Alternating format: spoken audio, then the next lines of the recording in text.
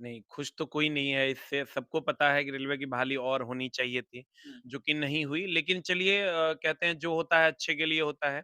जो हुआ उस पर अब बातें करने से कोई फ़ायदा नहीं है, आपको भी पता है, सबको पता है कि कितनी चीज़ें वर्स्ट से वर्स्ट कंडीशन में चली गई। मेरा चैनल तक डिलीट हुआ, बच्चों को कितनी सारी परेशानियाँ झेलनी पड़ी, 144 धारा लग गया, तो वो सब चीज़ों को हम लोग अब अलग रखते हैं। और अब जो सामने है, उसके बारे में सोचने की कोशिश करते हैं कि सामने क्या-क्या है। हुँ। उस पर बात होनी चाहिए कि अब हम लोगों को क्या-क्या करना है और क्या हमारी रणनीति आगे की होनी चाहिए। कहाँ-कहाँ हम पिछड़ रहे हैं, कहाँ-कहाँ हम सही दिशा में जाना चाहिए लेकिन हम जा नहीं पा रहे हैं। क्योंकि अगर नेगेटिव सोच आपका है अभी, पीछे क्या हुआ हम उस पर कोई बात नहीं करते हैं, आपको भी पता है हमारा क्या योगदान है, बच्चों के साथ हम थे या नहीं थे। बिल्कुल। इस पर नहीं जाते हैं, हम इस पर आते हैं कि अब हमको क्या करना है। अगर आप घर में बैठकर ये सोच रहे हैं कि एग्ज़ाम होगा, नहीं होगा, वैकेंसी आएगी, नहीं आएगी, कम आएगी, ज़्यादा आएगी, नहीं आएगी, एग्ज़ाम नहीं होगा, रिक्रूटमेंट नहीं होगा, जॉब नहीं लगेगी, तो ये सब चीज़ अगर आप सोच रहे हैं तो इससे फाइनली आपको क्या मिलना है? फाइनली आपको कुछ नहीं मिलना है। लेकिन अगर आप ये सोच रहे हैं कि हमको जो ये 50 सा 60,000 के आस-पास वैकेंसी जो पूरे साल में मिलेगा, हमको उसके लिए तैयारी करना है, हमको उसके लिए लगना है, हमको उसके लिए पढ़ना है, हमको हमारा सीट एक ले लेना है। अगर आप ये सोचते हैं, तो आप पहले एग्ज़ाम में अगर आपका नहीं होता तो गलतियों को सुधारिए, दूसरे में होगा, दूसरे में नहीं होगा, तीसरे में होगा, तीसरे में नहीं होगा, चौथे में होगा, चौथे में नहीं होगा, 5वें में होगा, 5वें में नहीं होगा तो फिर अगले साल के लिए तैयारी करेंगे। तो कहीं न कहीं, कुछ न कुछ आपको मिल जाएगा। लेकिन अगर आप नेगेटिव सोच रखते हैं कि एग्ज़ाम नहीं होगा, फॉर्म नहीं भराएगा, फलना चीज़ है, चिलना चीज़ है, तो इससे फाइनली आपको कुछ नहीं मिलना है। तो हम छात्र हैं, हमारा दोनों काम है, लड़ाई और पढ़ाई। तो लड़ाई जो हुई वो सबके सामने थी, अब पढ़ाई होनी है। और पढ़ाई को हम लोग एकदम भयानक तरीके से करने वाले हैं। सितंबर में आपको ग्रुप डी के एग्ज़ाम का अनाउंसमेंट हो चुका है। जून-जुलाई में आपको एनटीपीसी मिल जाएगा। आरपीएफ का फॉर्म भराना चालू हो गया है। एएलपी का फॉर्म भरा गया है, जून में उसका एग्ज़ाम है। टेक्नीशियन का भी फॉर्म भरा गया है, उसका भी एग्ज़ाम होना सबसे है। पहले सर वैकेंसी वाइज़ थोड़ा बात कर लेते हैं।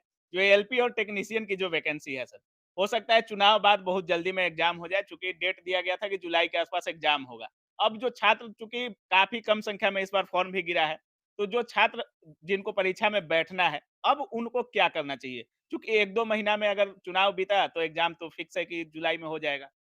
ये कुछ लोग ये यहाँ पर एक कन्फ्यूज़न है, मैं क्लियर कर दूँ। कुछ लोग कहते हैं कि बहुत कम संख्या में फॉर्म गिरा है। हुँ, भाई फॉर्म उतने ही गिरे हैं जितने पिछले बार गिरे थे, जितना एक्सपेक्टेशन था। हुँ, एएलपी में अगर 20 से 25 लाख फॉर्म गिरे हैं, तो उसके बहुत सारे मेडिकल क्राइटेरिया है। हुँ, वो सारा मेडिकल क्राइटेरिया उतने ही लोग फुलफिल करते हैं। टेक्नीशियन में फॉर्म्स की संख्या बहुत ज़्यादा होगी, हुँ, क्योंकि वहाँ पर सभी लोग भर सकते हैं।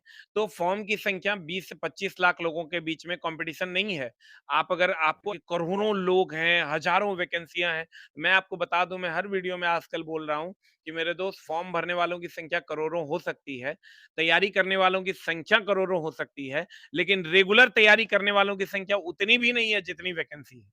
तो कुल मिला के अगर 50 से 60,000 वैकेंसी आपको देखने को मिल रही है, तो रेगुलर अगर सभी चैनल का व्यूज़ आप जोड़ दोगे ना तो 50,000 नहीं पूरेगा। हुँ, उतना कम बच्चे रेगुलर तैयारी कर रहे हैं, जो पढ़ाई के नाम पर जो वीडियोज़ आते हैं। इसलिए बिल्कुल, आप बिल्कुल। तैयारी कीजिए, आपका होबे करेगा, ये सोच के आप तैयारी कीजिए और आपका होगा, ऐसा हमें विश्वास है। अप्रिय हमारे यहाँ 19 टाइप का टेस्ट सीरीज़ चलता है। अगर अच्छा, ऑफलाइन में आप फुल लेंथ आइएगा, चल रहा है कि नहीं सर? सब सारा एएलपी का फुल लेंथ उसमें चलता है, टेक्नीशियन एवरेज का फुल स्कोर लेंथ। कितना है छात्रों का? अभी जो रेलवे का एएलपी और टेक्नीशियन का दे रहे हैं, एवरेज स्कोर कितना कर रहे हैं छात्र? देखिए 75 में अगर हमारे यहाँ का क्वेश्चन थोड़ा-सा टफ रहता है। अच्छा, आपको यहाँ पर जितना नंबर आएगा 30% एक्स्ट्रा नंबर आपको वहाँ आएगा। तो एग्ज़ाम मैं में? हाँ, एग्ज़ाम में चूँकि मेरे यहाँ का क्वेश्चन थोड़ा-सा टफ रहता है, इसलिए टफ रहता है कि अगर हम इस लेवल का पढ़ेंगे तो इस लेवल का बन जाएगा, लेकिन अच्छा, पढ़वे इस लेवल का करेंगे तो इस लेवल का कभी नहीं बनेगा। हुँ, तो इसलिए हमारे यहाँ जो स्कोर है बच्चों का वो 45 से 50 के बीच में एवरेज स्कोर रहता है।